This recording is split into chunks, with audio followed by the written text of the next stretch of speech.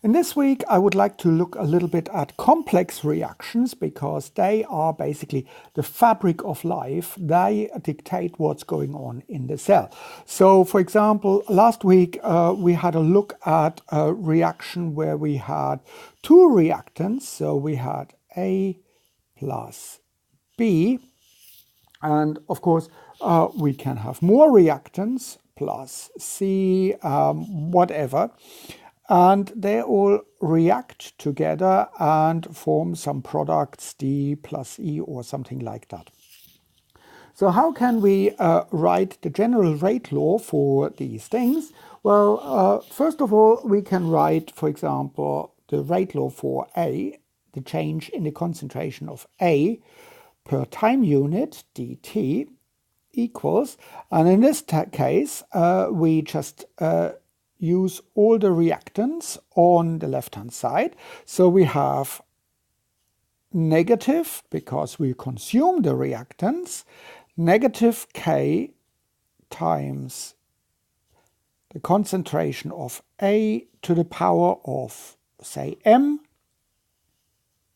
times the concentration of B, let's call that to the power of N, times the concentration of C to the power of, I don't want to use O because people easily mistake that for a zero, so let's call this P. So that would be the rate law with respect to A, and the rate order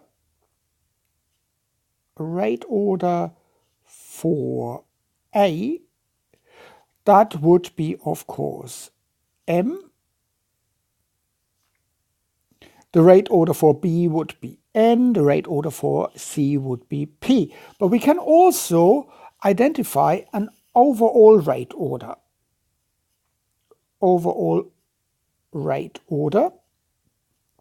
And the overall rate order is just simply the sum of all the individual rate orders. So in this case, the overall rate order would be M plus N plus P.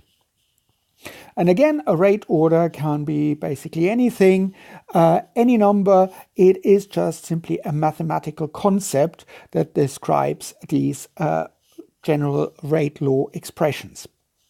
And of course, we could then also determine the unit for K in this case. So if we look at K, we would have to add all these individual rate orders together so that we get the overall rate order. And we can write for a unit equation, we can write on the left-hand side the change in A, that would have concentration per time equals K. And for the unit equation, we can ignore the negative sign. K times, we are always dealing with concentrations.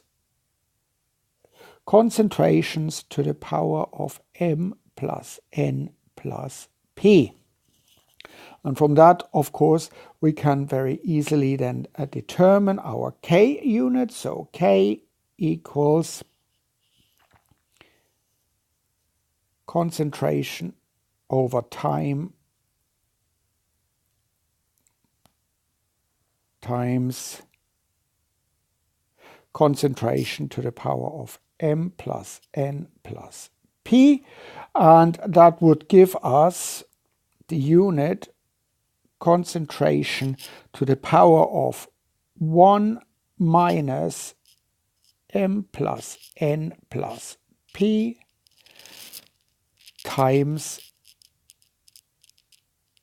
time to the minus 1. So that would be the unit for this rate constant K in this case.